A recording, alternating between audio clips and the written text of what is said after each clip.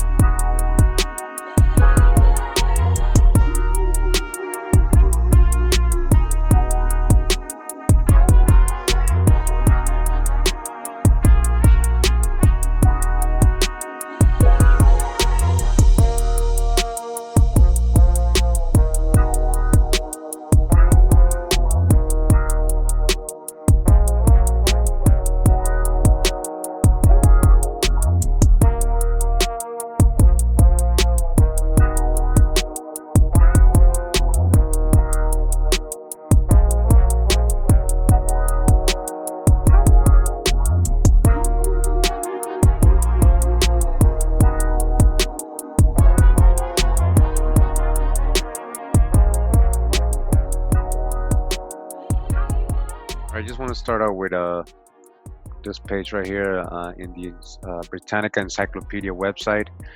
We got the definition or the explanation, right? The information on Sephardi people. So I would like to show and start with this basically to show the mainstream idea of what they say, you know, the origin of Sephardi and where it is. All right. So, because we're going to get to something in the video. So it says Sephardi, also spelled Sephardi, plural, Sephardim or Sephardim, from Hebrew Sepharad, Spain. All right, so supposedly it comes from Hebrew, and the word is Sepharad, right? And supposedly it means Spain, right? Now you see the quotes. You see these quotes right here? What does quotes mean when they're inside words? That it's, you know, almost like supposedly, right? But so continues, says members or descendant of the Jews who lived in Spain and Portugal from at least the later centuries of the Roman Empire until the persecution and mass expulsion from those countries in the last decades of the 15th century. And then it's saying a specific period from at least later centuries of the Roman Empire until the persecution and mass expulsion from those countries. All right, Sephardi Jews got exposed, right? Just like the Moors, at specific time periods, and they were heavily involved in all the history, even before they got expelled. They were there for again, you know, even since Roman times, you know, so-called Roman times, right? So, just wanted to show this because this is the general kind of info when you go look for Sephardi and what it is, and you're like, oh, okay, oh, so Jews from Spain, oh, okay, so Sephardi means Spain, oh, okay, and you leave it there, and I guess so, right? All right, so real quick, just gonna read off Wikipedia here. I know, Wikipedia. But it usually has some drop that you can basically follow up on. Now, we just read that the Sephardi are referred to that because they're from Sepharad, right? And that's supposed to be Spain, right? It was in quotes. So it says here, Sepharad, right, is a biblical place name of uncertain location, all right? Uncertain location. It is mentioned only once in the Bible, in the book of Obadiah 120, actually. 6th century BC, supposedly. There are, however, old Persian inscriptions that refer to two places called Saparda. All right, Saparda, alternatively reading Sparta. Right, Sparta, one area in Media, right? And another in Asia Minor, right? We know where Asia Minor now is after my last video with the Sumerians and the old Lydians, right? All the Assyrians. It is speculated that Sepharad could have been Sardis. All right, so it actually could have been Sardis, you're saying? Where's Sardis? Sardis was an ancient city at the location of modern Sard near the Sahel in Turkey, all right? Anatolia, right? Ancient Anatolia, whose native Lydian name is Swart and Swart. Now remember, Lydian or the Lydians come out of Lud, L-U-D, who is a son of Shem. We got this in the last video, all right? So this is the area actually that historically somebody called Saparda or Sepharda, all right? Sepharda, Sepharda. Since the late Roman period, all right, Spanish and Portuguese Jews gave the name Sepharad or Sepharad to Iberian Peninsula, so they gave the name to that. It became that. The descendants of Iberian Jews refer to themselves as Sephardi Jews and identify Spain as Sepharad in modern Hebrew. All right, so that became the name. That's not the original location. So we got some leads here, right? So Sardis, Saparda. So it says here the Saparda or Sparta was an ancient land south of the Sicily. All right, correspond to the modern Bija area in northern Iran.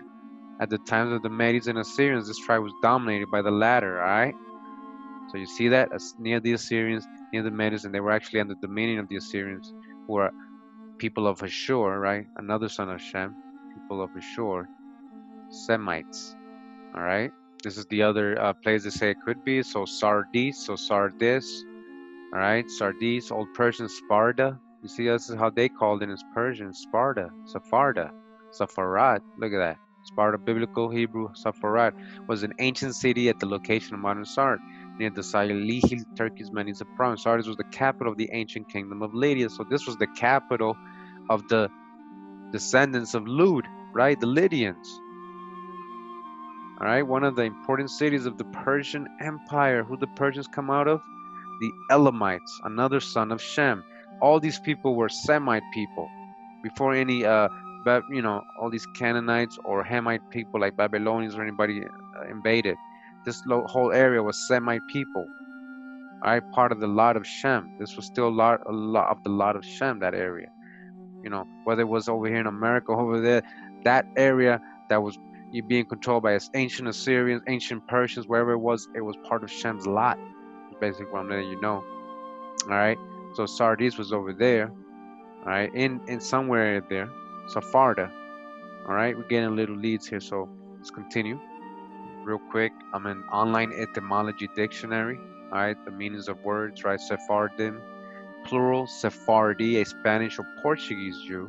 All right, 1851, that's when that reference was created for a Spanish or Portuguese Jew. In 1851, from modern Hebrew, Sephardim, Spaniards, Jews of Spain, from Sepharad. Now listen to this. From where? From Sepharad, name of a country mentioned only in Obadiah 20, probably meaning Asia Minor, or part of it, Lydia, Phrygia. Remember, but identified by the rabbis after the Jonathan Targum as Spain. All right, so what? It was originally where? In Asia Minor, part of Lydia, Phrygia. And what happened? Later on, the rabbis of the Jonathan Targum basically identified it with Spain. So they switched the name and location and made it Spain, made it mean Spain. They made it mean Spain. This is the etymology, letting you know, online etymology dictionary. It wasn't Spain. So earlier, when we're reading Sephardi and Encyclopedia Britannica, and they're talking about Spain, you see the parentheses they got? They know it's not true. It's the original place, but they're not gonna tell you here, right? But in etymology online, and letting you know, right, the origin and history of this word. All right, which later was identified with Spain later on. By who? By rabbis. Who's these rabbis? Sephardic rabbis. All right, so remember real quick, in Hebrew, Sephardi or Sepharad, right? Sepharad, supposed to be Spain, but it's really, they don't know that. I'm in this book real quick, just so you can know. There is a city, but this is some Assyrian, Neo-Assyrian stele that was translated from the old Persian, old Assyrian text. So it says Royal Ontario Museum, Art and Archaeology, occasional paper. All right, again, 2 Neo-Assyrian stele from Iran. Louis D. Levine, Royal Ontario Museum, Art and Archaeology edition, editorial board. So these are the contents of this book. And again, it's a stele or a tablet of Tiglath-Pileser III and a stele of Sargon II. All right, and we actually read about these specific ones when we were learning about the Sumerians and these Gomerites and all these people from Japhet, these nations. So this is basically a translation of those two. We're going to be going into this more in future videos probably, but I just wanted to go to a specific part. Page 48, it says Kurabli is previously unattested. It says Saparda. Look at this: Sepharda, Saparda, Sepharda, Saparda, Sepharad. So remember, Sepharad, right? Sepharad is supposed to be the biblical place name of an uncertain location, but we know that in Old Persian inscriptions, it refers to two places called Saparda. Saparda, right? Saparda. Saparda. All right, let's go back to the book. Then we got Saparda. Again, Saparda, same place. It's also written Saparda, right? Saparda. And is mentioned among the tributaries at Parsua in the 8th campaign. Parsua, where is Parsua? All right, so it says Persis or Persian or Parsa, ancient country in the southwest part of Iran, roughly coexisting with the modern region of Fars. Its name was derived from the Iranian tribe of the Parsumash, Persians. So Persians, right? Elamites or Semites from Shem, Elam. So this is in Iran. Saparda, right? It says is mentioned among the tributaries of Parsua. This is in that area over there. Is what I want to show. So I'm in this article right now. It's What's in a Name? The Sephardim, the origin of their name and their liturgical customs by R.W.C. Wroblewski. This is from the American Jewish History, Volume 72, Number 2, from December 1982. All right. I guess this is a copy that the Johns Hopkins University has. Again, it says, unlike more learned colleagues who will make specialized scholarly contributions to their chosen subjects, more particularly as regards the relations of Old World and New World Sephardic life and culture, I intend to address myself to a more general Sephardic theme. In fact, I would like to begin by asking what the term Sephardim means, or rather how it came to acquire its present meaning. Nobody here needs to be told that the word Sephardim denotes the Jews who lived in the Iberian Peninsula, hence Sephardic equals Spanish and Portuguese. The descendants of these Jews also after their migrations to other countries both before and after the Great Expulsion of 1492, same year Columbus came to America supposedly, right? Or the Spaniards, right? Talking about Spanish Jews, Sephardic, and in a wider sense all Jewish communities whose culture and ritual practices were influenced by the Iberian Jews or their descendants. Thus, to give but one example, even those Oriental communities who are not directly descended from the Spanish Portuguese Jewries, but whose religious culture was decisively affected by Sephardic influences, example in Baghdadi or Iraq Jews, they are called Sephardi too. So he's saying there's even people in Iraq, right? We just read that was in Iran, Saparda, this whole area, right? Asia Minor, Assyrian Empire, Persians, that whole area over there, supposedly Babylonians. Continuing further along, this article says, all this, however, still leaves the name Sephardim unexplained. To deal with that question, a preliminary word should be said on the subject of the names of areas and the populations inhabiting them. All right, so there's an agreement that they don't really know the exact location, right? They still disputing it. So if they don't know, how can they just tell us it means this, right? That's why the Encyclopedia Britannica, they put Spain in parentheses, because they really don't know. All right, again, Sepharad, right, is a biblical place name of uncertain location. Uncertain location. They don't know, right? So some say that actually in old Persian inscriptions, which we know, we just went to the translation, right, that they have Saparda or Saparda. So again, it's unexplained. Sometimes an area or country is named after the tribe or tribes. Very often foreign conquerors live in there. Again, this is something we leave out and we think we're talking about the same people. We know there's dualities and duplicates, you know, so we have to be very careful. But we know they try to hijack everything. They'll try to say, oh, it was all us. You know, I'm not saying that either. We're not going extreme saying, oh, these are all conquerors and foreigners, what they're calling this. But we got to add this element to it, because if you know, study history, we know that, again, as it says here, sometimes an area or country is named after the tribes or tribes. Very often, foreign conquerors live in there. At other times, a people is named after the geographical designation of the area they inhabit. For example, Netherlanders. The ruling upper classes in medieval England were certainly not English in the sense of Anglo-Saxon. Ooh, great example.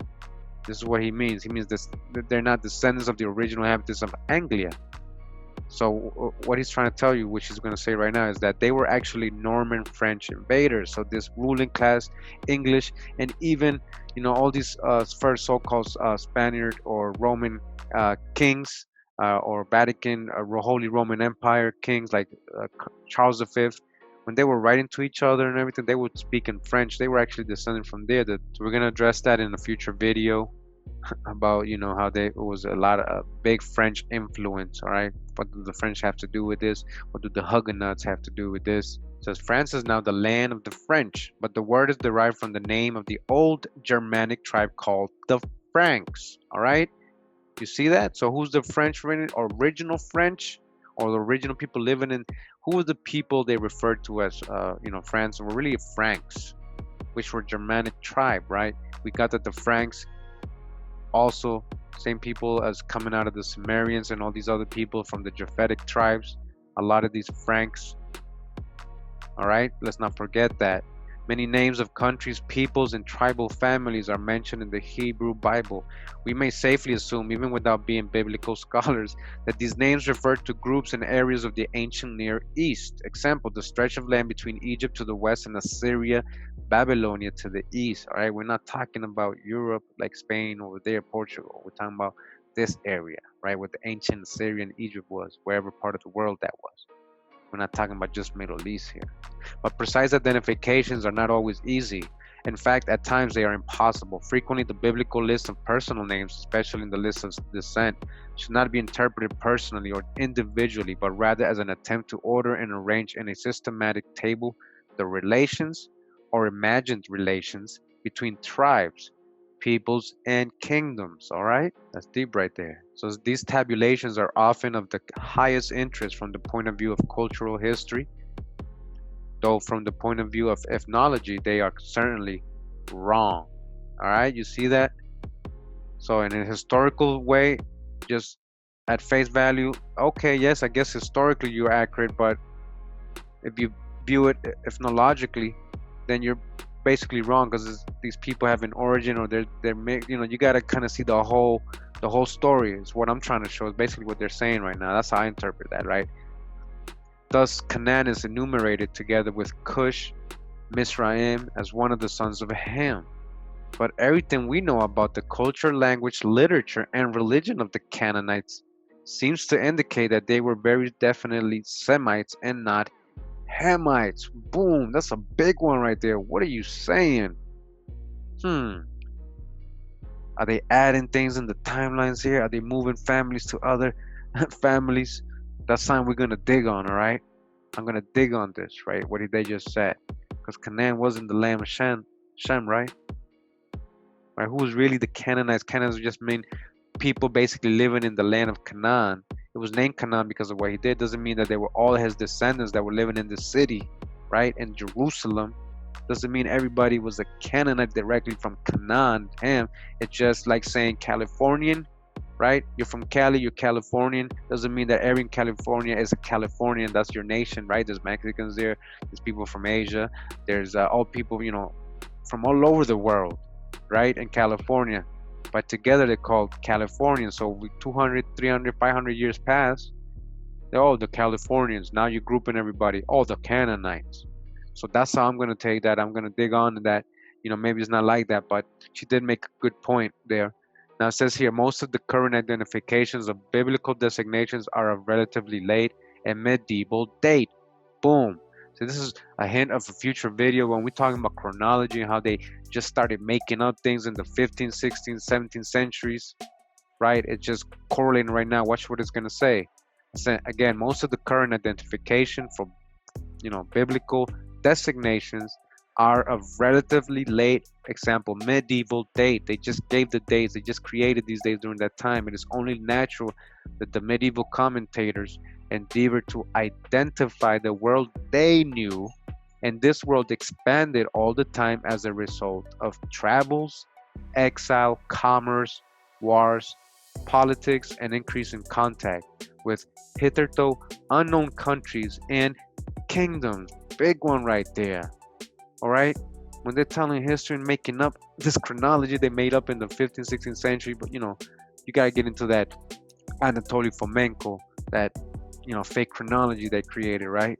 That false history, those duplicates, right? How they duplicated everything, threw things back in time, 3,000 years, 1,000 years, 300 years, right? But everything happened more recently. They just did all this, chronology, so-called chronology. We got to be very careful when we're talking about that. We're reading stories. Oh, this happened in BC times, and these, how do we know that? They're actually duplicating people, giving them different names, putting them in different times, but it's the same people. They're duplicating them. So again, this person right here letting you know, even with the knowledge that they had, they were just, these errors here because they were just basically creating this chronology, these locations, given the origin of these locations based on what they knew at the time, with the help of names familiar to them from their Bible. One of the most interesting texts in this respect is the verse of Obadiah 20. All right, we keep coming back to that. And the captivity of this host of the children of Israel that are among the Canaanites, even unto Seraphat. All right, and the captivity of Jerusalem that is in Sepharad. All right, we know that's Saparda. That's not in Spain. So this verse is letting you know that a part of Israel, or the children of Israel, I don't know how many of them, were sent to these places. Did they mix in these places with people that were already there? Continuing, she says, I don't have to remind you that the word Sarephath or Sarepta on the Syrian coast later came to mean France, and is used in the sense also in contemporary modern Hebrew.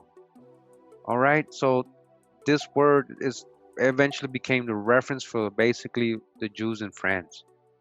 Right? Let me keep reading. It says, the question why, when, and how the biblical Sarephath came to serve as a designation for France, all places, need not detain us here in the context of this symposium. But what about Sepharad? The word is hapax legomeno. That is to say that it occurs only once in the Hebrew Bible. Hence, it is impossible to get at its meaning by comparison with other passages. No doubt Obadiah and his audience knew exactly which city or country to which Israelites had been exiled this prophecy had in mind during his time. He knew what he was talking about. But later generations no longer knew. And for a long time, the identification of Sepharad was sheer guesswork.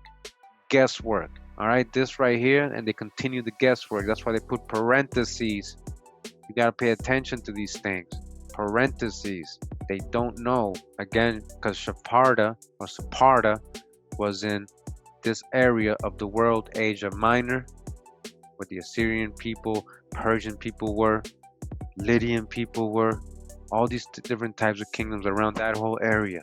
In 1916, the problem found its unexpected and definitive solution when the renowned German Orientalist Littmann published a bilingual inscription from Sardis in Asia Minor, now Turkey.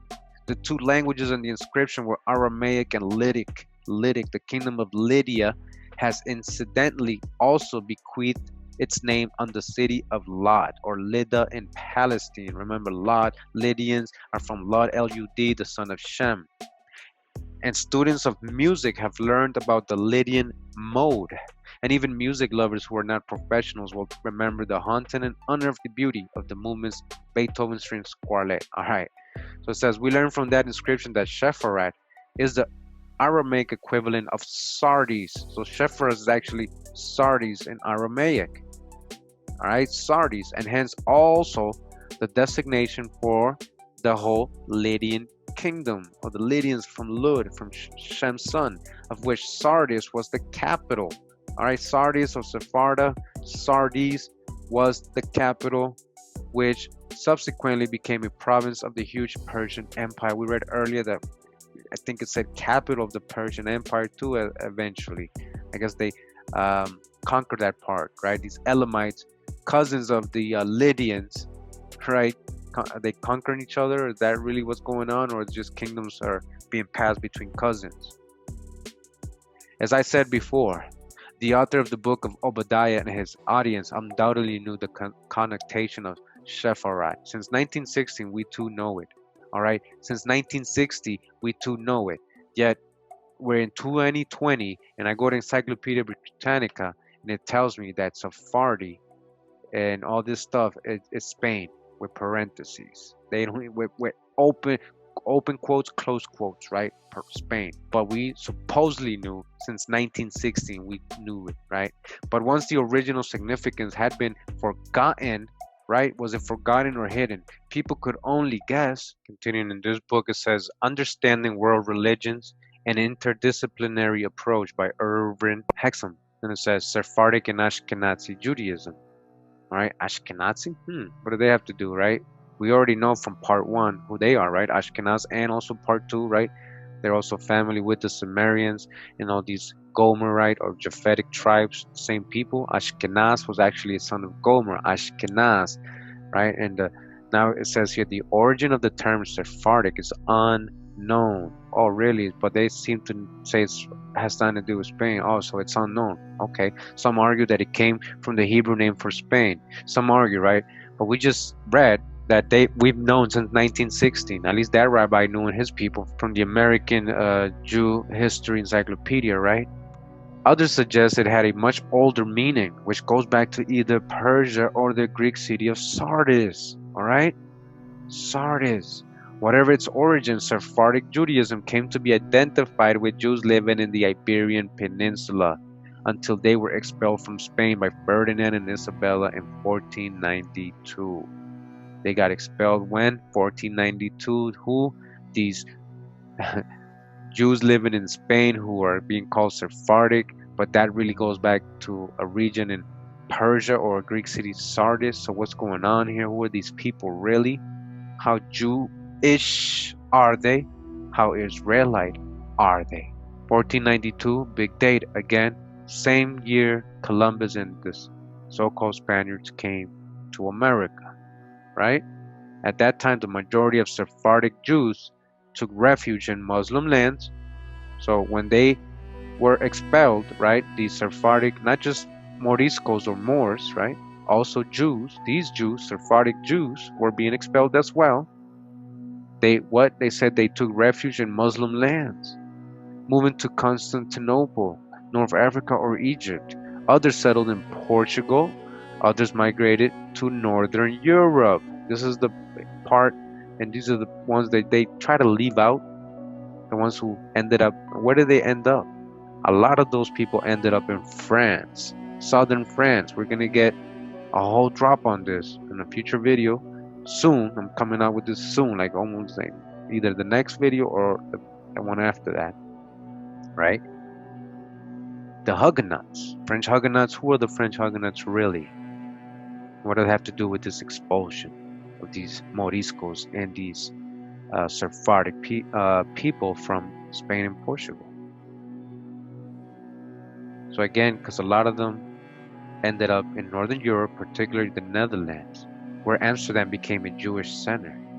It says Ashkenazi Judaism, on the other hand, originated in Northern Europe, particularly German-speaking lands. Who's the German people? Sumerians, Gomerite, Japhetic types. So who is these Ashkenazis, the son of Gomer?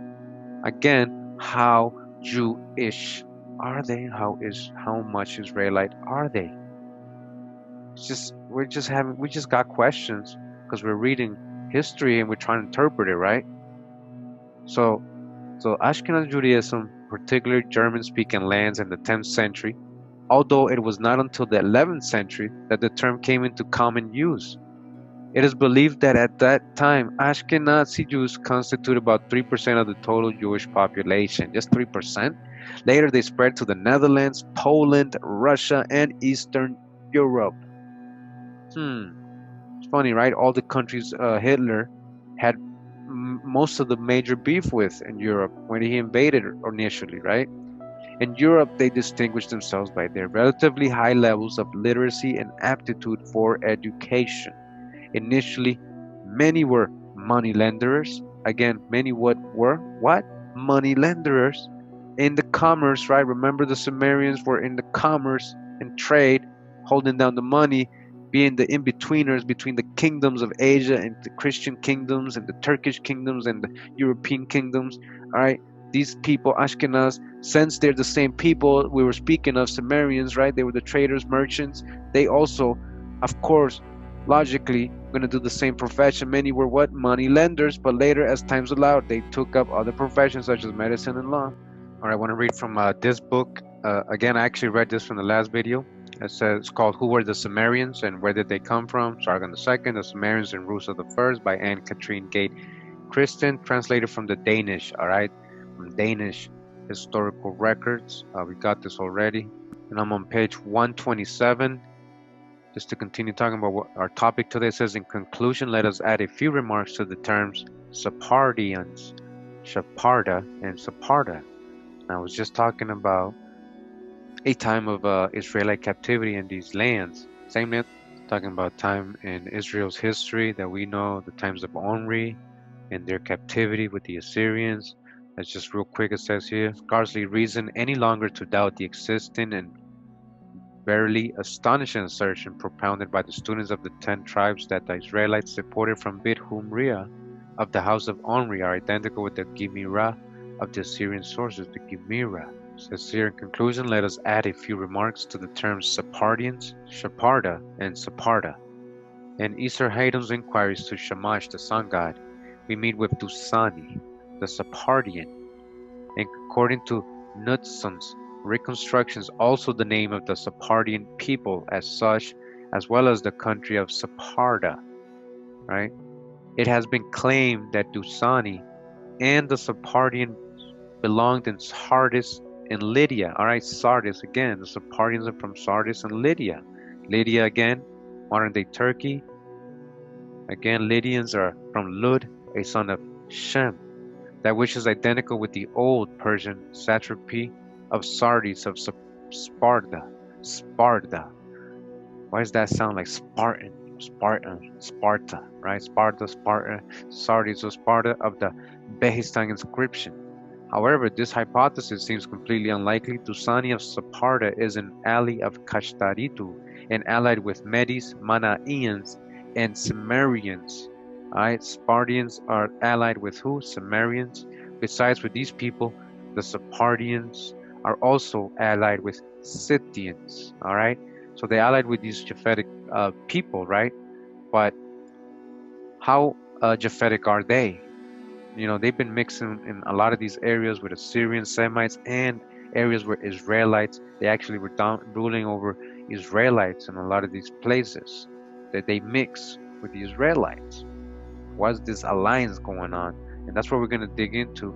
And what does the tribe of Dan have to do with this and other tribes, the Reubenites, you know, even tribes of Judah from, you know, he had more than just one wife, right?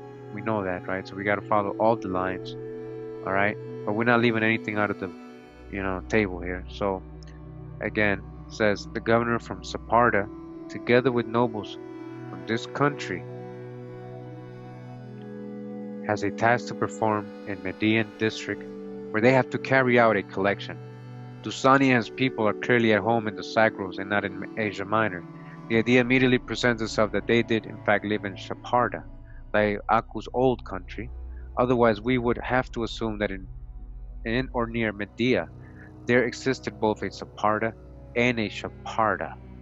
The occurrence of Lydian as well as Median Saparda, also occasions discussion when we consider the interpretation of the site of Sepharad in Obadiah 20. Okay, here we go. So we know that these places existed, Saparda and Saparda, right? So he's saying now we got to consider this interpretation we read of Sepharda in Obadiah 20. According to the Hebrew text, the question here concerns exiles of Jerusalem who are in Sepharad. So we know that whatever people were living there, or whoever was really dominating there, and who were the original Sardis, and if they're from Japhetic tribes, and they're mixing with Scythians and Cimmerians, and they're also mixing with other, Hebrew or Israelite tribes, you know, eventually we know that Israelites were brought to there as exiles. Did they mix when they were there with Sepharians, Sephardians, and all these people that were there, Lydians? Most likely. From the end of the 8th century AD, Sepharad was adopted as the common Hebrew name for the Iberian Peninsula. Alright, so from the 8th century AD onward, that's when it got given in Spain. That's when the name was put in Spain. But before that, we got tablets from BC, right? Assyrian clay tablets naming this Sepharad, way before the 8th century AD. So later on, again, we already read this before too, it was given that name to Spain. That's why it's in parentheses. Sepharad was adopted as the common Hebrew name for the Iberian Peninsula, just as Sephardim became the term for Jews living in Spain or Portugal, until their expulsion in 1492. Again, same year Columbus came over here, right? The name lived on among the descendants wherever resident. Originally, however, the terms Sepharad and Sephardim could derive from either Saparda and Media or from Sardis, Saparda and Lydia. You hear that? It's not about Spain. When we're talking about biblical text, don't interpret it for us. And we're not even talking about, we're talking about that part of the world right there in Asia Minor. We're talking about the ancient place called Saparda. So we're to assume they're talking about modern day, where they say, oh yeah, it was right here. It was right here in Turkey. Yep, that's where it was. All that, Assyria, all that was right here. No, man, we know how to dodge the hijack. We're digging hard. All right, I know I don't want to confuse you guys. Don't want to get too deep with that. But what I'm trying to show you is that there was a place called, a real place in those areas called Saparda, where these people, these ancient Assyrians, ancient Persians, ancient Medians, all these ancient Sumerians, Scythians, Spartans lived. Wherever that area in the world was, there was a place there before any place in Spain got named that, right? That came later. Because the terms Sepharad and Sephardim could derive from either Saparda and Media and from Sardis, Saparda and Lydia. Schrader, Streck, and others accepted the first point of view, but the latter opinion prevailed. The latter prevailed, not only because of the Sparta of the Behistun inscription, but also because an earlier name of Sardis had proved to be Sepharda. Sardis was actually called Sephard. We got this already. Sepharad. So it's not, this place Sardis. This was Sepharad, and these Sephardians, if we don't know how Israelite or Jewish they are, eventually they became Sephardic, right? But we know they are related also to the stock of the Japhetic tribes, the Cimmerians, the Scythians, all these Iranian, Indo-European, Iranian-speaking people. So the name was Sepharda, Sephard. The original name of Sardis, Sephardic, right? They're hiding it. Spells, which could correspond to Aramaic Sepharad or Sepharad, and Babylonian Saparda. Alright, continues, says down here, the tradition handed down by Josephus furnishes the most natural and simple explanation of the Obadiah gloss. The sources do not appear to mention other situations which might explain the conception that Babylonian Jews, some of whom of course returned from captivity, whereas others remained abroad, are now in Sepharad, Lydia. It seems likely that this is the tradition on which the gloss is based, whether its originator knew of it direct from Josephus or otherwise, inasmuch as the term Sepharad does not occur in Josephus' work, whereas Lydia does. It would seem a natural conclusion that the glossarist was not dependent on Josephus.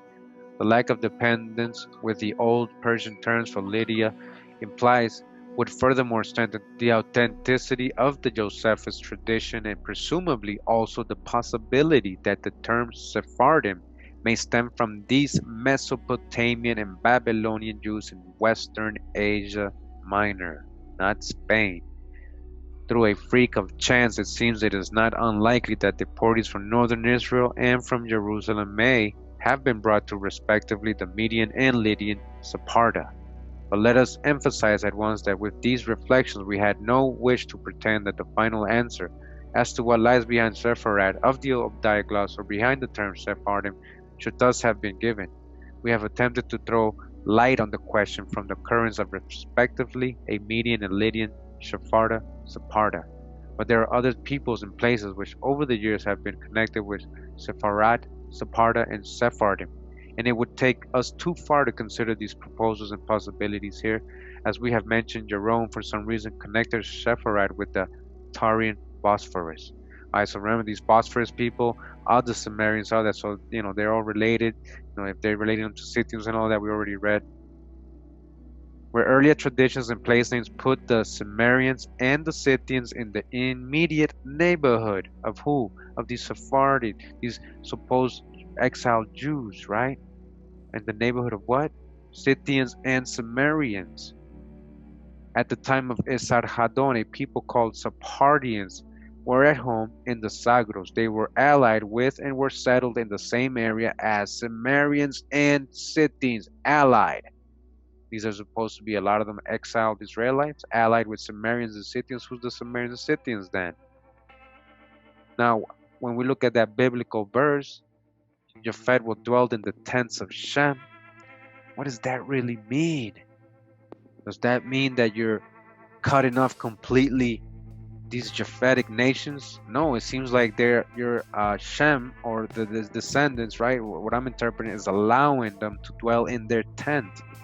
So whatever happened, whatever the real story is, I'm just saying we just got to dig into it though. Why are they allies with these Sumerians and Scythians, which we know as an origin, Gomerians, Gomer, they did start as Japhetic nations. Eventually, if they did mix with Semites and Hebrews and Israelites, these Sumerians and Scythians, they might have, yes, right? They might have, and most likely did. But it says, offhand, you would think that those from Lydia were involved, as they are the ones, as far as we can judge, who are referred to in the gloss. At least we can say as much as this, that there are things which seem to indicate that Sumerians, Scythians, as well as Sephardians or Sephardim have led a somewhat vagrant existence. Most surprising of all is perhaps that apart from Sephardim, there is another large group of Jews in Europe known as Ashkenaz. Oh no, Ashkenazism. If it turns out that the Sephardims are in fact descendants of the Babylonian Jews, then who are the Ashkenazim? The name is identical with the Hebrew term for Scythians, Ashkenaz, right? We said this already. So who are they? Which corresponds to the Ishgusa of the Assyrians. How could it ever have happened that one main group of European Jews should have become known as Scythians? How did that happen, right? How am I? Kurimeo, what are you trying to say? Kurimeo, what are you saying? What are you digging on here? Even I'm getting confused. I'm trying to tell you, and I had to contact people like Draw. Hey, Draw, what's going on here, man? I need some guidance here. What do you think about this and this and this? And maybe Israelites mix some of these, and what's going on here with these Japhetic nations? And we had a conversation about it. So we know how to dodge the hijack always. We got to try to understand this, right? We got to try to understand what's history. That's what I'm trying to do. Hopefully this eventually evolves into some higher truth later on. This is a journey I'm taking with you guys. We're researching together, right? We're trying to dig in these books that they never showed us, so we can try to make our own judgment of history, or our own more accurate or factual. Try to get a more factual story of history, of these people and these nations, in a timeline, a real timeline, a real, if you see allied nations to, who were they, why were they being allied, why were they enemies, we gotta try to understand this, and what I'm showing is that, apart from it becoming a religion, the Bible, the books, the Biblos, right, that they compiled, put together, a lot of that, you got to take the babies out. There's a lot of history in there. It's historic, right? It's not just a religion. This is history. This is, again, Genesis, right? Right? Descendancy, race, your nation, your generations, your birth, who you're born from. All right, so again, I just want to ask, how could it ever have happened that one main group of European Jews should have become known as Scythians? It is merely a case of misunderstanding or a curious development, right, in parentheses. Isn't the truth rather the last word remains to be said about the descendants of Abraham, Isaac, and Jacob, the children of Israel? I wanted to show this real quick. all right, to correlate, and we're the U.S. National Library of Medicine, National Institutes of Health, Frontiers in Genetics. Says the origins of Ashkenazic Jews and Yiddish. Just want to get to the part we're talking about. Now it says these relationships prompted dads to address the question of Yiddish origin by analyzing the genomes of Yiddish-speaking AJs, Ashkenazis, right, and Sephardic Jews using the geographical population structure. So they were studying them. Long story short, I just want to read this, but it says, in addition to tracing Ashkenazi Jews to the ancient Iranian lands of Ashkenaz and uncovering the villages whose names may derive from Ashkenaz, the partial Iranian origin of Ashkenaz inferred by Das was further supported by the genetic similarity of Ashkenazis to Sephardic Mountain Jews and Iranian Jews, right? Iranian, as well as their similarity to Near Eastern populations and simulated native Turkish Caucasus population. They're related to all these people, right? It says there are good grounds, therefore, for inferring that Jews who considered themselves Ashkenazi adopted this name and spoke of their lands as Ashkenaz since they perceived themselves of Iranian origin. All right, we got this in my first part of this series when we talked about the Khazars and Ashkenaz. All right, that we find varied evidence of the knowledge of Iranian language among Moroccan and Andalusian Iranian language, and where in the Andalusian Jews and Moroccan Jews and Karaites prior to the 11th century is compelling point of reference to assess the shared Iranian origins of Sephardic and Ashkenazic Jews. Remember, we were just reading of these towns, Sepharda and Sardis over there in that area, same area, right? You see, even with genetics, it's matching. These people are related somehow to these Japhetic people. Moreover, Iranian-speaking Jews in the Caucasus called Yehudis and Turkic-speaking Jews in the Crimea prior to the World War II called themselves Ashkenazim, right? Crimea, Cimmerians were there. The Turks are all related. The Scythians, all these people, and how much, how Jewish are they, and how Japhetite are they? Who's measuring the blood? Or are we just going with the spirit, the ruach? So I just wanted to show this because so you can see that the Sephardi are actually related to the Ashkenaz and related to this Iranian, coming from that side of the world, not Spain. Real quick, I'm going to read from this book. It's called Sephardic Jewry and Mizrahi Jews, edited by Peter Y. Medin. Studies in Contemporary Jewry, Institute of Contemporary Jewry, the Hebrew University of Jerusalem, right? Volume 22. Just want to start over here because they're talking about, basically, so they're talking about the Sephardic and Oriental Jews in Israel and Western countries, migration, social change, and identification. And talking about how difficult it is to really determine, like it says here, these questions. How do we define a Sephardic Oriental Jewish community? How do we assess their change in size, geographical distribution, and other social demographic characteristics and trends? What were and are the distinctive social demographic characteristics and trends among Sephardic and Oriental Jewry as compared with those of other Jewish communities? All right, so he has a lot of questions, but it says here the terminology of Sephardic and Oriental Jews, which derives from the Hebrew Sephardim, from Spanish and Oriental or Eastern communities, is used to define a segment of world Jewry with supposed historical and social-cultural commonalities and distinct social, economic, and demographic characteristics. It is problematic, however, for a variety of reasons. First, and most obviously, it combines two groups of different geographic origin. Second, even if the Sephardic component is removed, the Oriental component remains difficult to define objectively, all right? So what is that Oriental connection? Why are there so many, connections to Turks, Persians, or any people living in Asia Minor? In both scientific literature and public discourse, Eastern Jewish communities does not reflect a straightforward geographical concept or other objective criterion. Instead, this term is used increasingly in a subjective manner to refer to issues of individual and group identity and collective memory. Moreover, there is no agreement about geographical boundaries between East and West. This book's basically, there's a whole book on explaining how it's very complex, matter. You can't just say Sephardic and be like, oh, Jews from Spain, right? Oh, it's a little bit more complicated than that. There's a lot of ethnic, sub-ethnic groups, as he was just talking about here. He says during these mixtures of these sub-ethnic groups, the process of absorption, integration, acculturation of the immigrant sub-ethnic identities may evolve and broaden geographically. For instance, from Halabi, all right, so you might be a person of Halabi, Aleppan, to Syrian, to Sephardic or Mizrahi. All those changes, right? Absorption, he's saying, right? Integration, before giving way to a generically inclusive ethnic category. In Israel or in the United States, for instance, Jewish is the product of merger of different Jewish sub-ethnic identities, and yet remains distinguished from other ethnic identities. Similarly, pan-ethnic identities tend to develop in both countries. The term Israelite encompasses Jews, Arabs, Druze, and other subgroups, all right? Israelite because that's a citizen of Israel. That doesn't mean Hebrew. All right, an Israelite is just a citizen of Israel. That we got that before, right? Whereas in the United States, the term white still leaves room for meaningful distinctions prior to a hypothetical grand merger into American. See what he's saying? Moreover, awareness of association with a given subgroup often increases when members of a given group meet those of other groups similarly located on the ethnic hierarchy. So it says among Jewish migrants for Syria, for example, the feeling of being Halabi may increase when those belonging to that community meet others of Shami, Damascene origin. In a similar fashion, the feeling of being Syrian may increase when Syrian Jews come into proximity with Turkish Jews.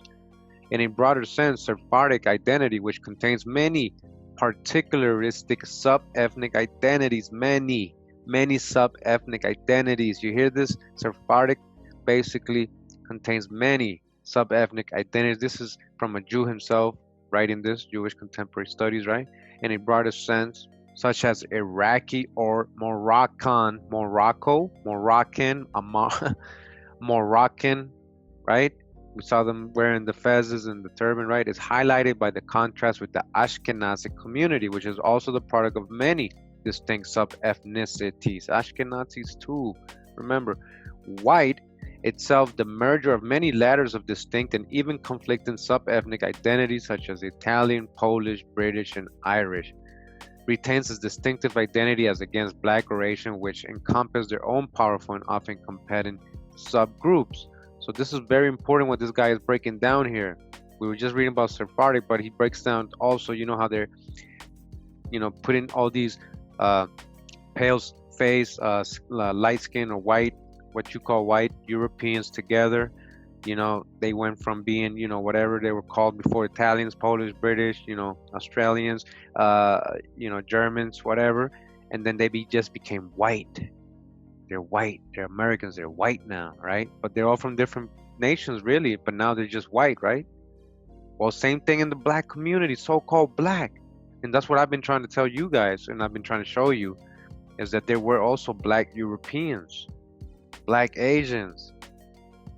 You know, they were coming over here too, and they were mixing them up with the aboriginals here, and then all of a sudden all of you became Black.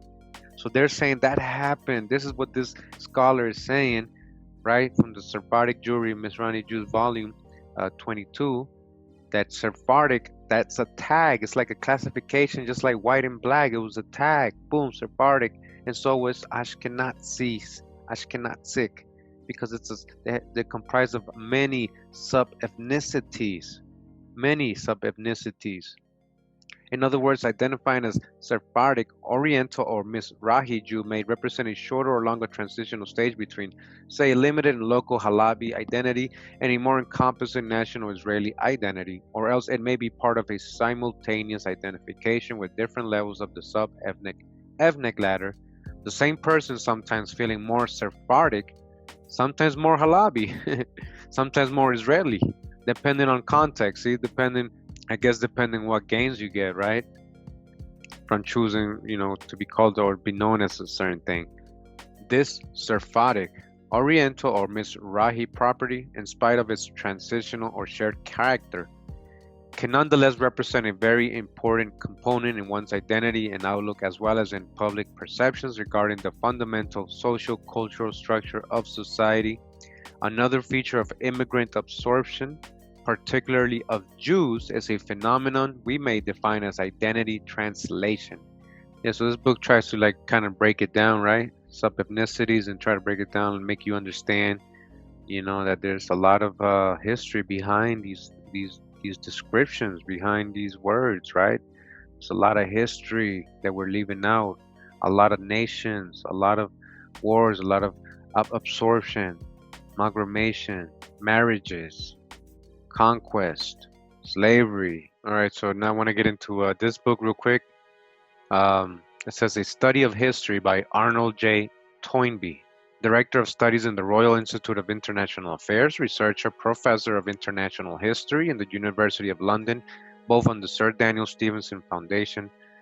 All right, so, volume 7, issued under the auspices of the Royal Institute of International Affairs.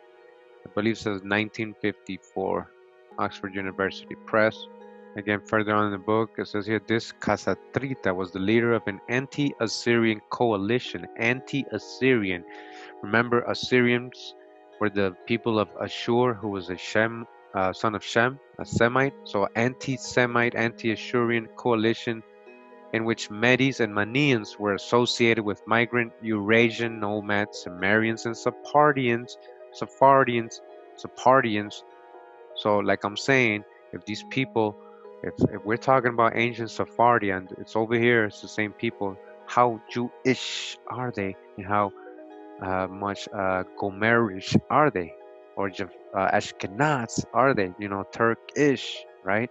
So Eurasian nomads, again, Eurasian nomads, barbarians. Remember from the last video, part 2. Continue page 676. We must conclude that the Spardians, right, had invaded Anatolia. Remember, this is ancient Turkey, in company with their previous associates, the Sumerians, their associates, and that they had subsequently entered the service of Aliatis, king of Lydia. Lydians, remember the Lydians were descended from Lud, another son of Shem. These are Semites as well, to fight for him against their former comrades. This conjecture would explain not only how their name had come to attach itself first to the capital city of Lydia, remember it became Sardis, Sardians, or Spardians. They weren't originally from there, but their capital was named after them, and eventually to Lydia as a whole, but also how Aliatis had managed to turn the tide in Lydia's favor in her struggle with her Sumerian assailants, and also to make a beginning of the conquest of the Hellenic city-states along the west coast.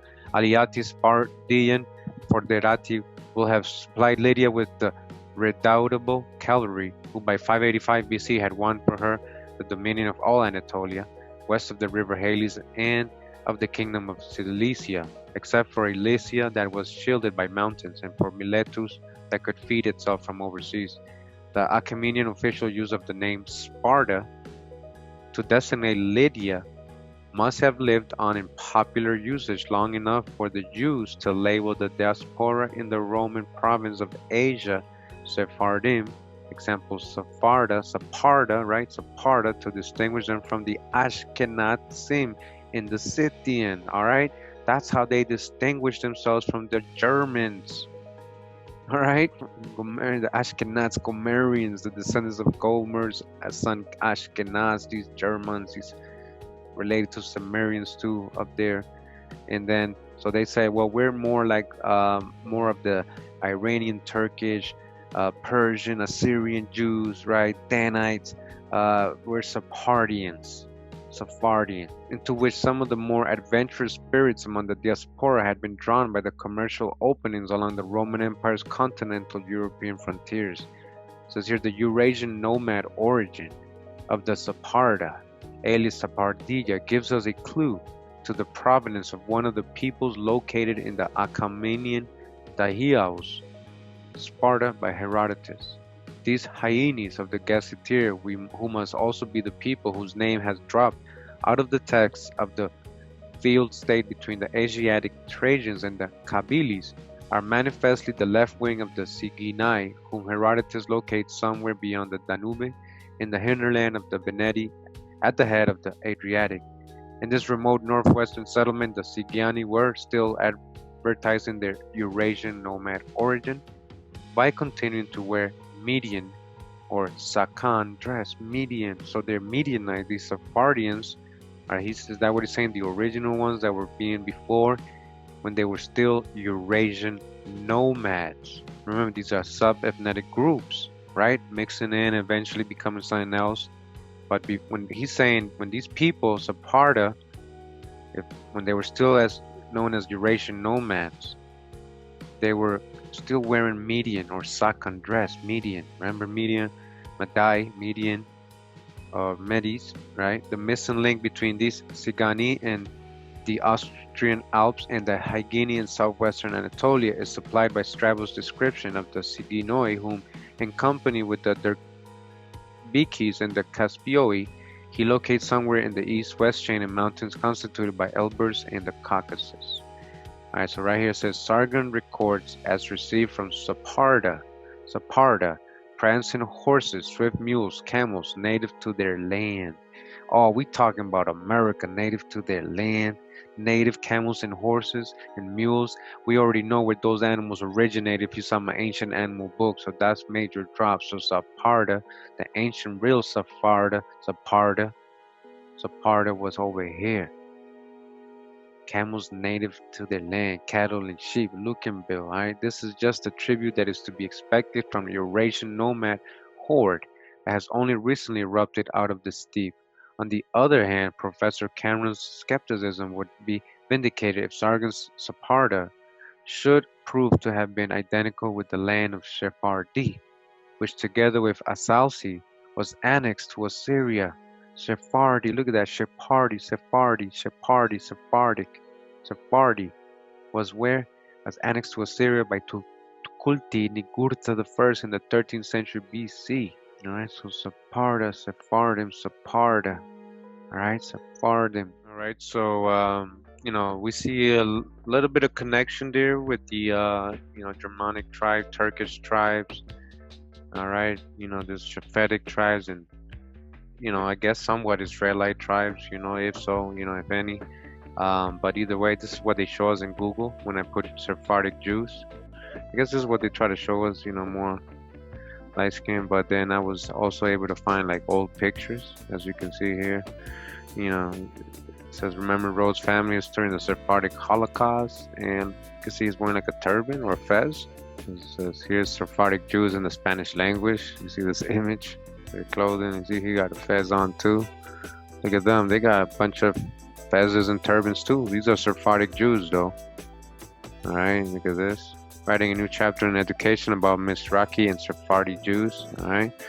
That's because we saw earlier, right? They have that Turkish, Persian, they're related to those people in Asia Minor, and Saparda, Sardis in Turkey, right? The real Sepharad, right? So we see a connection to over there. So, some more images. It says here, 2 Sephardic Jews with Ashkenazi in Jerusalem, 1895. Some more Sephardic Jews. I just want to show some different pictures. Alright. You see these people. It says the family of Rabbi Benjamin and Rachel Nar, seated center Salonika. Alright, that's in Spain. Salonika were known Sephardic Jews. In 1924 it says here. Alright. This is in Spain. Some more pictures right here. It says the Chronicles of the Sephardi Jews in Spain. Alright, look at this image. Alright, so you see people of color here somewhat, So I want to show older pictures, didn't want to show recent ones. But they all got this, well, not all of them, but they got different, like turbans and fezzes on. You see this Persian look, Magi look, right? It's a lot of culture in here, probably a lot of mixture here through the ages in these people. Maybe not, right? But I just want to show you what we're talking about. We're talking about Sephardic, right? Sephardism Oral History Project launch, it says. Tracing the tribe. Look at these people. Alright, with his fez on again. Another picture here. Sephardic Jews in Spain. See that? With his, again, turban or fez. Right? It's not just a Moorish thing, or what? Or is it? Are they like Moors? What is the relationship between Sephardic Jews and Moors? So I want to read, we're talking about, a lot of history here when behind these words, behind these descriptions of nations. So we're talking about ethnic, groups in the history of these, people. And I want to get into this book now. What other, we saw them wearing fezzes and all that. So what does that mean? So we got here a book says Sephardic and Mizrahi Jewry from the Golden Age of Spain to Modern Times, edited by Sion Sohar. It says here the origins of Sephardic Jewry in the medieval Arab world. Mark R. Cohen. It says world Jewry can be divided into two parts: the Jews of Islam and the Jews of Christendom, or as I have referred to them as Jews living under the crescent and Jews living under the cross. All right. The Jews under the crescent comprise those who form their traditions in the Islamic world, encompass populations stretching from Persia, all right, from Persia, Islamic world, from Persia, right? Where's Persia? We just came from that area, ancient area. We're talking about Sardis, Saparda, all that, right? In the east to North Africa and Muslim Spain in the west, all the way. That's all right there. You heard that? All the way to Spain. The Jews under the cross are those of the Christian Roman Empire and the predominantly Greek Byzantium who survived in the Eastern Mediterranean into the Middle Ages. This group also includes the Jews of Latin Europe, England, France, Germany, and Italy, and from the 13th century on, the Kingdom of Poland and its affiliate states in Eastern Europe. All right, all these converts. Collectively, the Jews of Northern and Eastern Europe are referred to Ashkenazi Jewry. All right. The Ashkenazims are commonly contrasted with the Sephardim, the Jews of Spain of Spanish descent. However, a problem exists as to whether or not Sephardic Jews comprise a third group of Jewry distinct from the two groups I mentioned at the outset. The difficulty stems from the fact that the Sephardim are historically part of the Jews of Christendom since they descend from those expelled from Catholic Spain in 1492, while the term Sephardim has also been employed in recent times to designate those Jews in Israel who emigrated from Muslim Arab lands. All right. Originally, Sepharad, we already know Sepharad, what that is originally. All right. That's the hijack we're about to read here. Was a place mentioned in the Bible in the book of the prophet Obadiah. We know that, right? Which is only one chapter long. Israel's enemy, Edom, the Edomites or Edomians, is threatened with destruction. An oracle indicates there will come the day of the Lord when all Israel's enemies will be defeated and the entire Israelite dispersion will return to Zion, among other diaspora communities. The oracle prophesies that the Jerusalemite exile community of Sepharad shall possess the towns of Negev. All right, we got that. So, again, the Caucasus, right? So it says here, in other words, Sepharad was a place in ancient Jewish diaspora. It was thought to be Sardis in Asia Minor, right? We just read that. It was thought to be Sardis in Asia Minor. Well, what happened? The Aramaic translator of the Bible renders Sepharad by the word Aspamia, presumably thinking of Apamia, a city in Mesopotamia. But the word sounded similar to Hispania, an ancient name for the Iberian Peninsula.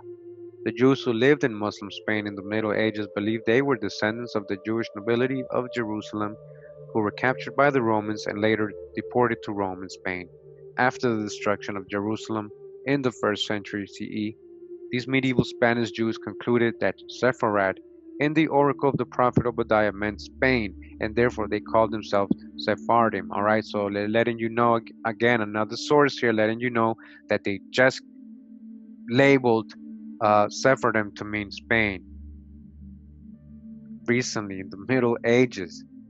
All right, in the Middle Ages, but in ancient, when we're talking about Obadiah, we're talking about older than that. We're talking about Torah, right? Old Testament, it's supposed to be older than that, right? So when we're talking about the real ancient Sepharad, is the place we just learned about, and it says here it was thought to be Sardis in Asia Minor. Well, it was Sardis in Asia Minor. Sardians, Sephardians. You know, there's a whole history here.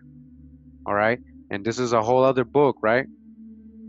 All right, now a little further down, I want to get into the why I came to this book. It says Sephardic civilization began long before the Reconquista In a time when the peninsula was ruled by Muslims and when Arabic culture surrounded and influenced the Jews. What? Arabic culture influenced the Jews. Sephardic society in the medieval Arab world was characterized by several features: its sense of noble descent, its tradition of service to Gentile rulers, its tradition of service to Gentile rulers. Why were they doing that? Its high cultural achievement in philosophy and poetry, and its history of crypto Judaism. Secret Judaism. The secret continued practice of Judaism after apparent conversions under duress. If you don't understand what they're saying, is a lot of these Sephardic Jews and even Muslim Moors, they had to secretly, practice their religion, but they had to openly admit to be Christians. So they were labeled Christians, but they weren't. They were crypto Jews or Moriscos crypto Muslims. Conventional wisdom has traditionally held that medieval Jews living in the Arab world enjoyed substantially greater security and higher level of political and cultural integration than Jews living under the cross did. All right. So, even if modern times you got Muslims fighting Jews, and, that's what we see in the news all the time. During this time, Sephardic Jews were living good under Muslim rule, under Arab rule. Down here it says many Jews discovered that the only road to true equality was through conversion to Christianity. Others tried through religious reform to gain approval by writing Judaism of the medieval attributes that Christians loathed. Alright, I'm in this book. Real quick to correlate, it says Farewell España, the World of the Sephardim Remembered by Howard M. Sakar. Sephardim. Again, Farewell España, the World of Sephardim Remembered. Alright, Sephardi, Saparda. Alright, so it's talking about the Andalusia in Cordoba city after the conquest of the Moors. And it says here that it was a city, a realm that proved uniquely congenial to its Jews, dispersed in small enclaves throughout the southern and central regions of the peninsula. These Jews of Sepharad, of Sardis, right over there in Turkey, the Hebrew term for Iberia, openly welcomed their new conquerors. What? They openly what? They openly welcomed their conquerors, the Moors. They helped them. Yet earlier, under the Christian Visigoths, the Sephardim, remember who the Visigoths, the Goths, the Sumerians, the Goths, they're the same people of the Japhetic tribes. The Sephardim had endured harsh conversionary pressures and intermittent physical abuse. Now they were quite prepared to offer their services to the invaded Moors. Who's offering their services? Sephardic Jews, even to organize their own Jewish militias for battle against the common enemy. It was useful commitment from the 8th century onward, ruled by the far-sighted Abd al-Rahman and his heirs. The Umayyad Caliphate was preoccupied far less with religious orthodoxy than with economic prosperity. To be sure, the Jewish and Christian populations were to be regarded as dhimmis under Islamic law, that is, as non-heathen, but still essentially second-class citizens. They're not heathens, but they're second-class citizens. As such, they were subjected to criminatory poll taxes, to residential and vocational restrictions, to social discrimination, even to demeaning badges of personal identification. In consequence, the royal administration have learned to trust the Jews, even as consigned them to their own residential quarters in Cordoba, Seville, and other captured cities. It ensures that they were decently accommodated as a rule, within sighted under the protection of the royal palace. Right, these Jews were being protected by the Moors, all right, and suffered no limitations on their freedom of movement or economic activity. The arrangement was productive enough to attract Jews from other lands. During the 8th and 9th centuries, several thousand Moroccan and Egyptian Jews joined the far larger numbers of Muslim Berbers who migrated to Andalusia. Few were disappointed. In contrast to their circumstances in Christian Europe, where they were limited essentially to mercantile activities, merchants, Jews in Spain were allowed a far more diversified socio-economic base. Some acquired modest plots of land and cultivated orchards and vineyards. Many others became leather workers, tanners, dyers, jewelers, and silversmiths. To this day, former Jewish neighborhoods in Córdoba, Seville, Zaragoza, Malaga, and other southern Spanish cities bear such names as Plaza of the Tanners, Street of the Dyers, Lane of the Shoemakers, of Alcaecería de los Judíos, Silk Market of the Jews. Above all, the Sephardim were heavyweight merchants. Who? The Sephardim, the Sapardians, who was merchants as well, the Sumerians, right? We're going to learn about the Radanites, all right? What do they have to do? Why they are so involved in merchant and trade, right? Remember the Sumerians and these people were also, what was their relation with Danites as well, or Israelite or groups or Hebrew groups, right? These Sumerians. We're going to dig into all this, right? We're going to keep digging. Again, above all, the Sephardim, the Sephardims were heavyweight merchants. Remember, they're also related to Turks genetically, Iranian, Indo-speaking people, just like Ashkenazi people, and those are German tribes over there. And remember, they all go back to Gomer and Japhet and Magog and all these people, Madai, Medians, all right, as the diadem of caliphate that linked the southern Mediterranean world in a network of standardized laws, weights, measures, and currency exchange. Andalusia offered Jews an arena for commerce unparalleled since the glory days of Rome. They set up shop for them to work. They were like, all right, y'all good at this? We're gonna do commerce here. Remember commerce. Remember my last video I kept saying commerce, right? Commerce. Who was doing that? Sumerians were holding down the trade routes. Commerce. Commerce, right? It was unparalleled since the glory days of Rome. Sailing the great Middle Sea, Jewish traders shared amply in the widening traffic. Remember that the Dainties were known as the sea people too. All right? In Andalusia itself, they were the premier importers, exporters of silk, leather, textiles, grain, fruit, spices, and cattle, including the human cattle. Of slaves, including the what? The human cattle. Who? Sephardi Jews, Sephardim Jews. They were the importers and exporters of slaves from the Balkans and Western Russia, Slavs and Rus people, the Slavs and Rus people. Moreover, Islamic rule in Spain offered the Jews still another boon, one no less precious than physical and economic security. This was communal self-government. Though through a council of their own notables, Jews assessed the tax themselves. Their funds were applied both to the governments and collective dihimi, poll taxes, and to the Jews' own social, health, and educational services. All right, so it goes on and on. I mean, this book says Handbook to Life in the Medieval World, Volume 3. By Madeline Pellner Cosman, Linda Gale Jones. It says here in this part, Sepharad, the Jews of Al-Andalus. It says the Jews who aided the Muslim armies in establishing Islamic rule in the Iberian Peninsula, they aided, again, they helped them, right? Because they had the routes, they had the trade routes, they knew how to help them get in. They controlled the money, they controlled the economy. The Jews who aided the Muslims' armies in establishing Islamic rule in the Iberian Peninsula were rewarded with one of the most lenient and generous manifestations of Dhimmi status. Remember, second class. Jews engaged in all manners of occupations from agricultural and viticulture to commerce, trade, medicine, and the crafts. Jews exercised complete authority over their internal affairs and were governed by the Jewish exilarch called Ha-Nazi, the prince in Andalus. All right, I got this in my video Columbus and his Negro friends. If you haven't seen that, go back. All right, how I explain how they used that word. It meant prince of Andalus, and Jewish exilarchs were titled Ha-Nazi, Nazi, a Nazi.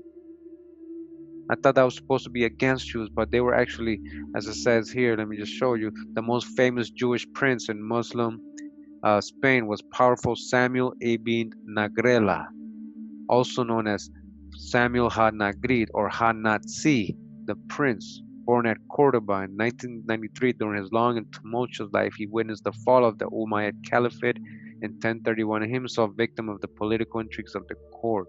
All right, again, what do they say? A famous Jewish prince in Muslim Spain. All right, They weren't always at war. These people had a confederation, a coalition, a union. Just right? Says the Cambridge Guide to Jewish History, Religion, and Culture, edited by Judith R. Baskin and Kenneth Siskin. The political, ethnic, and social fragmentation of Andalusian society, remember this is in Spain, provided Jews an unparalleled opportunity for government service. A significant class of Jewish courtiers arose who emulated the model of Hasda'i. They included such high-ranking administrators as Jekutiel ibn Hassan in Saragossa, who was the patron of the young poet and philosopher Solomon ibn Gabirol, and Abraham ibn Muhajir in Seville, who bore the titles of vizier at court and Nazi, all right, Nazi in the Jewish community. A Nazi in the what? A Nazi in the what? In the Jewish community. He was praised by leading poets of the period such as Judah HaLevi and Moses ibn Ezra, and the latter dedicated his collection of poems, the Book of the Necklace. All right, so I hope you understand, and it can keep going. They actually were living good in these times, especially if they're in commerce and helping them, get control of this part of the world, Iberia. So I want to read this book now. It says The Non-Jewish Origins of the Sephardic Jews. Hey, I didn't say it. Paul Wexler. On page 25 of this book, it says here the Sephardic Jewish population had the same constellation of geographical origins as the Arabs and Berbers. Same. Historical, ethnographic, and onomastic evidence shows that, all right? Historical, ethnographic, and onomastic evidence shows that. Same people. In addition to a North African component in the Iberian Jewish community, Jews from Syria, Jews from Syria, Iraq, and the Arabian Peninsula also accompanied the Arabs to North Africa, right? All those other Jews, Saparda, Sardis, right? Saparda, Sephardians, all that area that was the Semite area that also a lot of these Japhetic tribes eventually took over, in Babylonian and Hamitic tribes. It's a lot of mixture over there before they even got over here. So a lot of those Jews came as well from, even if they came through the Iberian Peninsula, they eventually made it all the way up. But I know that the Celtic and those people, Iberia, the original Iberians from Georgia, the Kingdom of Iberia in Georgia, and the Celts, or the Celts, right? They were already in that part of Spain and Portugal since ancient times, very ancient. That historical and ethnographic and also nomadic evidence shows that they are from the same, area of the Arabs and Berber.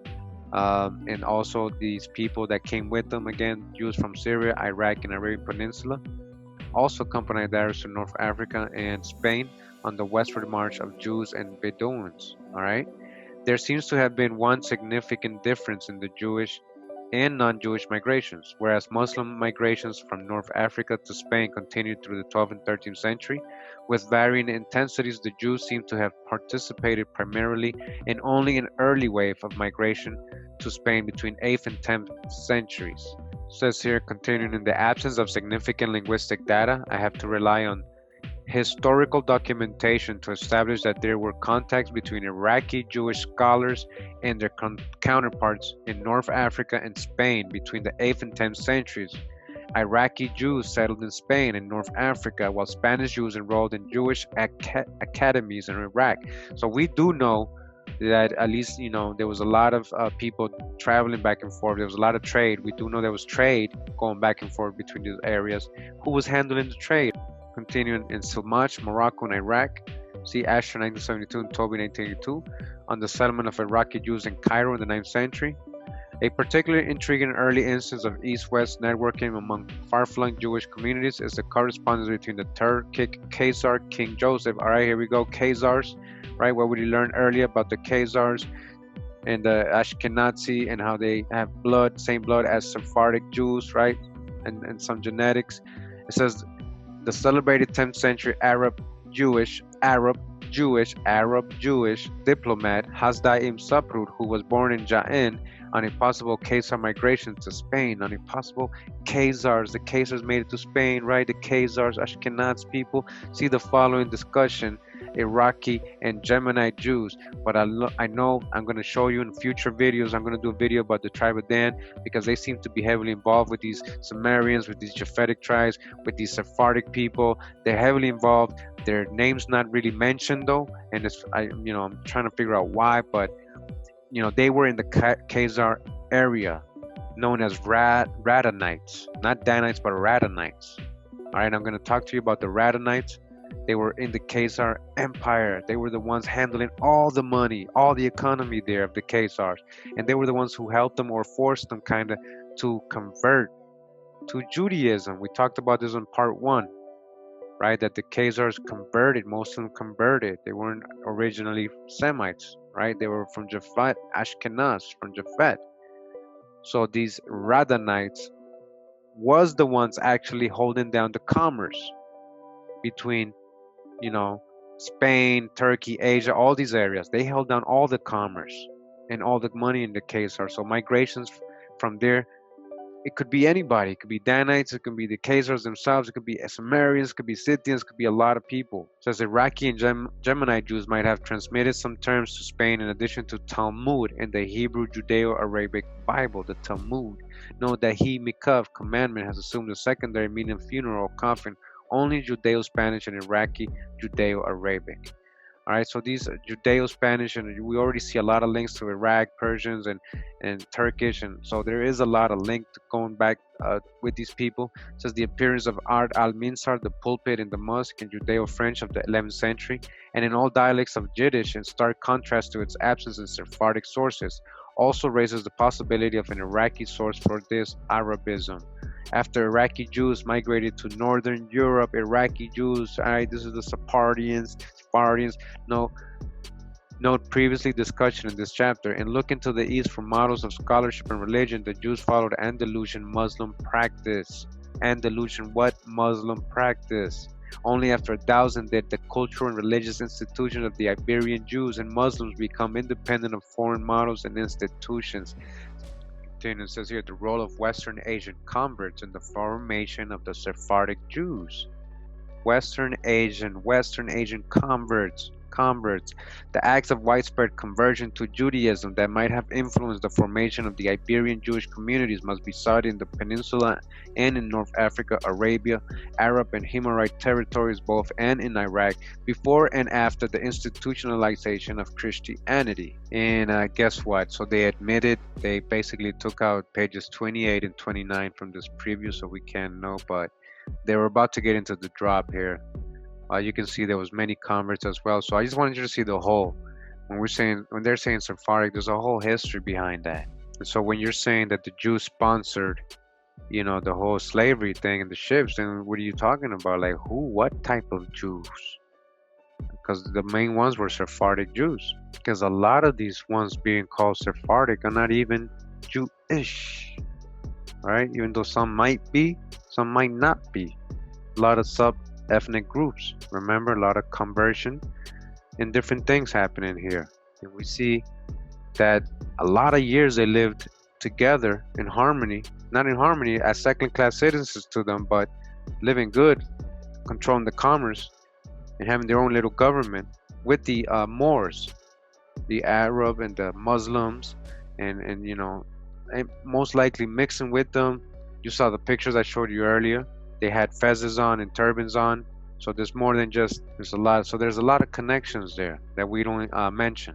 All right, so we know that, Sephardic Jews and the also the Moors, crypto Jews or Moriscos, Marranos, whatever you want to call them. They got, taken out of Spain and Portugal. They had to they had to either convert, stop their religious practices, or die or leave. Right, so a lot of them, a lot of these people, Moors and Sephardic Jews, a lot of them were the same. A lot of them were both, ended up in other parts of Europe.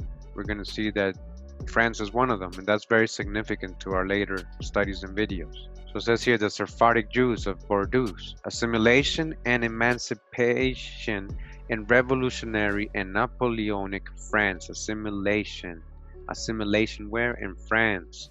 And it says here the establishment, this is chapter 1. It says the establishment of the Portuguese nation in southwestern France, Portuguese, right? Iberians. From the splendor of the courts of medieval Muslim Spain, right? We just read about them, right? To the war-weary port of the city of Bordeaux, represents a long and eventful journey filled with conversion, expulsion, and the unrelenting threat of the Inquisition. What led the Marranos of Spain? Remember what a Marrano is. So what led the Marranos of Spain and Portugal to Bordeaux? How, despite the fact that France had expelled her Jews in 1394 and showed no intention of reversing that decision, were they able to establish a Jewish community, which by the eve of revolution was intellectually enlightened, economically prosperous, and socially and politically prepared to enter the emerging nation state? It is these questions which will occupy us as we trace the early development of the Bordeaux community. For a few centuries there had existed in medieval Muslim Spain a dynamic rapport between the Jews and their Arab and Christian neighbors. A dynamic rapport, all right? This rapport minimized the restricting impulses of separate theologies and elicited an intellectual, poetic, and commercial efflorescence. As the Spanish Umayyad Caliphate gave way to the fanatical Berber dynasties, however, Jews were increasingly persecuted. Many left southern Spain for areas in the north, recently reconquered by the Spanish Christians. There they reestablished their prestige and influence. Political instability, Catholic zeal, and examples set by the Christians of Europe soon undermined the security of the Jewish communities. In 1391, persecutions and massacres spread throughout Christian Spain, creating in their wake converts to Christianity known as New Christians or conversos, alright? Got this in my video, Columbus and his Negro friends, how they were converting a lot of these Sephardic Jews and Muslims. These Muslims, Marranos, these converted, they were converts. They were secretly Muslims still though. These former Jews, many although not all of whom retained their commitment to Judaism, saw their numbers increase with the persecutions of 1411. No longer protected as infidels, these new Christians were soon subjected to the punishments reserved for heretics. In 1492, again, same year that Columbus and his goons came over here, right? Ferdinand and Isabella completed their reconquista with the defeat of the only surviving Muslim stronghold of Granada and the expulsion of all Muslims and Jews, all Muslims together. Why together? They were living, coexisting together, mixing together already for a hundred years. Unable to resign the decree of March 30, the Jews of Spain were required to convert or emigrate. Convert or die. While some converted, others made their way to Portugal, where Emmanuel, unwilling to deprive his realm of needed middle class, forcibly baptized the entire community. He forcibly told them, all right, you guys want to come live here in Portugal, you got to baptize. Most likely to Christianity. By the middle of the 16th century, both Spain and Portugal, united in 1580, had cleansed their realm of the Jews. They were confronted, however, with a large and increasingly influential community of new Christians, derisively labeled Marranos, all because these were all converts of Muslims and Jews. Throughout the following centuries, the Inquisition would seek to ferret out those among these converts who were suspected of Judaism. The social climate of Bordeaux and its unique potential for commercial growth were such as to provide a receptive environment for those fleeing the arms of the Inquisition. Again, so all these, right, Muslim Moors, these Jewish Sephardic Jews were fleeing to France, Bordeaux. Alright, so just real quick, it says here, Marrano and Spanish swine used disparagingly by both Spanish and Portuguese to designate those Jews who had converted to Christianity, but who were suspected of remaining faithful to Judaism. Alright, so Marranos Judaism, and Morisco is for Moors. Moors who converted to Christianity was Moriscos. And so let's just read this real quick when I say, you know, who was really coming over here. Remember, we're talking about indentured servants, right? Don't forget, this everything connects. Everything connects. This is how I do my research and how I end up finding out about certain things, because it connects with other research I was doing. So remember that there was a lot of European indentured servants coming over here. So we read this book in my video of Abraham Lincoln, where it told us that his mom possibly is Melungeon, and there's a lot of history behind that. Now it says here Melungeons, the last lost tribe in America. All right, who's the Melungeons? Who's the Melungeons? Elizabeth Caldwell Hirschman, by Northburn Kennedy Service Editor. And I'm on page 61 of this book, and it says here, now we must supplement the historical record with some additional and significant information.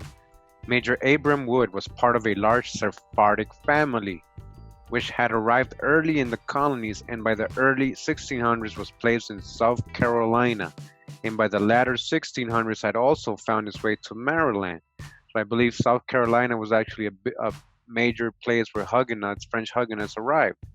All right, remember French Huguenots had some kind of relation with all these Sephardic Jews and Moorish Moriscos, and then up in France. We're going to show that later on. Okay, further, we must also know that Governor Spotswood himself was born in Morocco and was likely familiar with Sephardic and Moorish emigres from the Mediterranean to the New World. Spotswood's probable intent in traveling to the Blue Ridge Mountains was not merely to claim this territory for England, which had already been done, but rather to search for silver mines reputed to have been abandoned by the early Spanish colonists from Santa Elena. Thickening the matter further is the fact that Germania, colony at which he stopped and took on men and supplies, does not appear to have been settled by ethnic Germans, but rather Sephardic Jews. Germania, remember Ashkenazi, these people are all mixing, same people, Turkish tribes from Holland and Bohemia, who were specifically recruited by Spotswood for their mining and metallurgical expertise. Sephardic Jews from Germania, a colony of Germans, not from Germans, but Sephardic Jews. We should also bear in mind that the Spanish were still actively present in Florida, Louisiana, and other parts of the Southeast during this time period, and further that they and the English were hardly alone on the continent. Further down in the book it says in 1754, 1755, and 1756 the French and Indians. Who's these French? We're talking about Huguenots. Who's these French and Indians? Are these colored French? Are these white pale French? We don't know, right? I bet you it's both. I bet you it might be just melanated. And says they attacked, and French and Indians attacked colonial settlements in southwestern Virginia near New River, Reed Creek, and Holston River. A list of those killed, wounded, or taken prisoner has been preserved and is given below. All right, so they have a list of the names of these people. All right, pay attention to what they're going to say. It is instructive in that we see on it not only Scotch, Irish, and English names, but also those whose name would seem to indicate Jewish or what? Moorish, Melungeon ancestry. Moorish, what? Melungeon, Moorish, Melungeon ancestry, Jewish. All right. So this is the list. It starts right here. Adam Benjamin, John Cook, Lynn. They're saying these are Jewish Moorish, so some of these Welshire.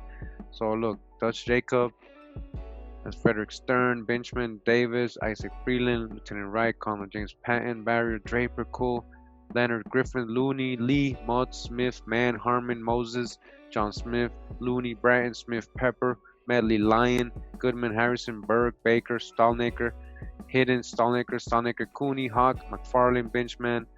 All right, that was a long list. So it says also settled in the area at the time were Peter Matthias, Adam David, Jacob and Henry Harmon, William and Richard Hall, Haley Tobias, Philip and Joseph Clapp, Benjamin Angel, David Curry, Richard Hines, James Lyons, Richard Paris, Nathaniel Gist, son of Christopher Gist, Joseph Martin, Alicia Walden, William Carr, William Cadbury, James Albridge, Henry Skaggs, John Henry, Anthony Bledsoe, and John and Valentine Xavier,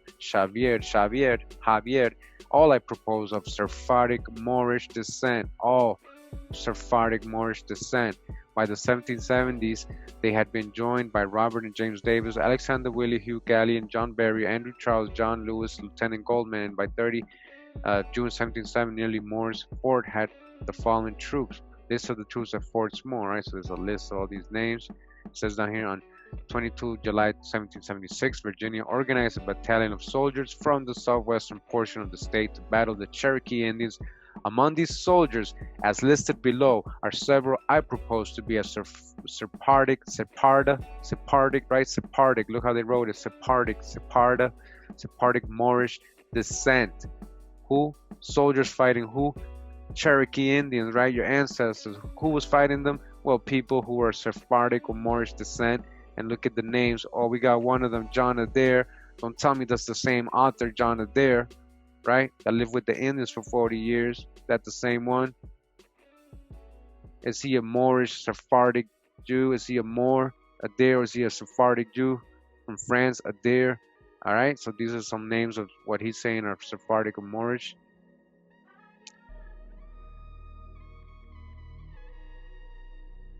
And what I want to show you is on the footnote of this, it says right here, the reader is requested to compare the names on the following two lists with the list of Sephardic surnames available at, and this is the website. Make sure you go to this website. It's www.sephardim.com if you want to check the last names, so you can see what she's saying. And there's more last names here. She's saying a lot of these are Sephardic or Moorish last names. So that's what I was saying earlier. Who really, was coming to America? We got to really think about all these indentured servants. Are they all, just because they're European, are they all pale skin? Are they all just what we think of white, pale, Caucasian? No. A lot of these Europeans were Muslims. A lot of these Europeans were Jewish, Sephardic Jews, and all kinds of different people. And the list, this is a long list. It says, from comparing these settler lists with lists of documented Sephardic surnames, it is apparent that several persons of Sephardic Moorish ancestry are present at this time. Contemporaneous with these settlers was Daniel Boone. Oh, the famous Daniel Boone. They said he was colored, right? Boone, America's archetypic pioneer. Boone had learned of Kentucky and the Cumberland Gap, leading it to during the French and Indian War. Just want to go to the footnote. It says 14. Remember, it says it is apparent several persons of Sephardic Moorish ancestry are present at this time. Footnote 14, it says even John Xavier and his brother Valentin were of Moorish descent. The family Xavier, or Javier, right? That's how we say in Spanish, Xavier, having fled to France during the Inquisition. They're Moors who fled to France. I wonder if they got called Huguenots when they got there after a while. I wonder if we know them as in history as Huguenots. They're descendants in France. You're like, Kurimeo, what are you talking about Huguenots? Well, I'll let you know who they are if you don't never heard of them. Either the next video or the one after that. All right. And so I just want you to have this idea of, if we're talking about Moors, who they are, Moorish, those nations behind that name. If you hear about Sephardic, now that you understand that, where that comes from, and all the sub-ethnic groups that might be involved, even in the word Moorish, all right? Because a lot of the Berber Moors are pale skin, basically ancient Georgian Iberians, a lot of them coming from Georgia, same as the Celts. So again, you can find that in the book Santa Elena, Spanish Settlements on the Atlantic Seaboard from Florida to Virginia. Remember this idea of Moorish or Moors leaving Spain, Portugal, ending up in France during the Inquisition. And from there, what happened to them after they got to France? What happened to them? I'm going to show you. One last thing in this book, I just want to read here. It says, one other early families living at Fort Blackmore was Samuel Alley and his daughter Polly, who was captured by Indians but later escaped. When reading through these historical events, I was suddenly struck by the names returned to the listing of Sephardic and Moorish surnames. Again, Sephardic and Moorish together. And discovered that, with the exception of John Carter and Harry Innes, most of the other settlers appeared to be of Sephardic Moorish descent. All right, that's 16. And it says 16. Volumes 1-9 of Colonial Families of the Eastern Shore of Maryland. Westminster, Maryland Family Line Publications says were examined for Sephardic, Moorish, and or Melungeon first names and surnames. Inspection of genealogy suggested that of the following families were of Sephardic Moorish descent. Numbers in parentheses following family names are pasted. So these are the names and last names. All right.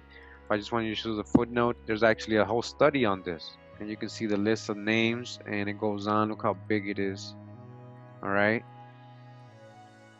So it's a list of following families, which I found to have predominantly Sephardic, Moorish, Melungeon first names. Addington, Bryson, Borough. All right. Keeps going. The Washington County, Virginia.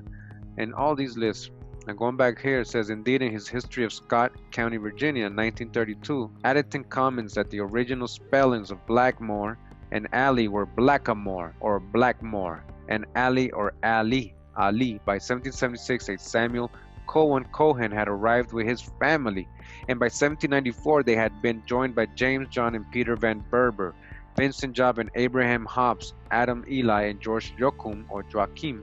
By 1783, Daniel and Manassas Frio had opened a dry goods store in Abington, Virginia, and by 1784, Joseph Gibbs, Samuel Ware, Ashwell Rollins, Andrew Greer, Valentine Sevier, and Archibald Stone had settled in Jonesboro, Tennessee. In essence, a small Sephardic Moorish Melungeon community had formed in the midst of the Appalachian wilderness. Sephardic Moors, Blackamore is Blackmore, Blackamore. All right, just want to correlate it real quick because I found this in this book. Just read a little bit. It's called Appalachian Folkways by John B. Reeder. And it says here, who are the Melungeons? Possible origins of the term Melungeon are interesting yet confusing. The French word mélanger means mixed or blended. The Greek melas means dark or black. The African Portuguese melungo or melango means shipmate. All right, shipmate. The Turkish terms melan and khan, which together sound like melunjon, translate as damned fool. Several colorful theories surround the Melungeon origins, but the most plausible traces Melungeons to the dark-skinned peoples of North Africa and Iberia, Spain, and Portugal, and possibly Turkey. Brent Kennedy, who is a Melungeon and a contemporary expert on the subject, discovered his own genetic connection to the Mediterranean through a rare illness, erythema nodosum sarcoidosis, that he contracted in 1988. Kennedy's ensuing field and documentary research pointed to Mediterranean Moors, Turks, Berbers, and Iberians. If we accept that Melungeons came from the Mediterranean stock, how did they arrive in Appalachia so early before 1700? Kennedy distills his thoughts. I contend that the remnants of João Juan Pardo's forts, joined by the Portuguese refugees from Santa Helena and possibly a few stray Dominicans and Jesuits, exiled Moorish French Huguenots, again, exiled Moorish French Huguenots, we're going to see the significance in this, and escaped Acadians, along with Drakes and perhaps other freed Turkish, Moorish, and Iberian captives survived on these shores. Combined forces over the ensuing years moved to the hinterlands, intermarried with various Carolina and Virginia Native Americans, and eventually became the reclusive Melungeons. I as strongly contend that the Turkish Moorish element was at least in the beginning the predominant one, explaining why the probable Turkish self-descriptive term Melungeon came to be associated with various populations regardless of their location. All right, so remember that we learned that possibly that Abraham Lincoln's mom, who was very dark skinned, and him himself, who was dark skinned, right, she might have been Melungeon. We learned that, right? So this book's saying, you know, Melungeons are basically these people who basically mixed with natives people over here, and we already knew that the Melungeons were some type of kind of European or indentured servant runaway or so-called slave runaways, black slaves, right? But these were indentured servants from Europe, North Africa, as you can read here, most likely Spain, Iberia, Sephardic Jews or Moors. And one last thing I want to read in this video says here, the Henry M. Jackson School of International Studies, Strom Center for Jewish Studies, University of Washington. It says Sephardic by birth, Maserano by choice, reclaiming my Sephardic heritage. It says by Abby Maserano, and there's some kind of image here of a census most likely. It says, when I was 18, I decided to change my last name. Until that point, I was Abby Diamond, daughter of two lifelong Jewish educators, desperately trying to understand who I was as a admittedly quite angsty teenager and a young Jew growing up in Texas. My family has always been interested in our Jewish heritage, much like many other American Jews searching for some connection to the people and places their ancestors left behind. When my great-grandfather Denny was a young boy, he emigrated to the United States from Salonika. All right, we know that's a Sephardic Jewish town and Moorish town back in the day in Spain, with his parents Lena and Eli. All right, so her great-grandfather came from Salonika, Spain, right? With her parents Lena and Eli and his sister Rose in 1916. After arriving at Ellis Island, they chose to remain in New York and lived in tenement housing on Ludlow Street and Lower East Side, as many European Jewish immigrants did. My mother often visits the building when she travels to New York. Says the record at Ellis Island shows their last names to be Masarano. Masarano. Remember Marano? A name that is well known among the Sephardic Jews of Salonika, though at some point in the 1930s, Denny changed Masarano to the more anglicized Mel. All right, so if a lot of you have Mel in your surname, you might be a Masarano, you might be a Sephardic Jew of Salonika. At 18, he married an Ashkenazi woman, to the great contempt of both of their families, and refused to speak Ladino with his children in an attempt to assimilate as much as possible into the American culture. And just like that, in one generation, my family's Sephardic heritage had been erased. You see what was going on there?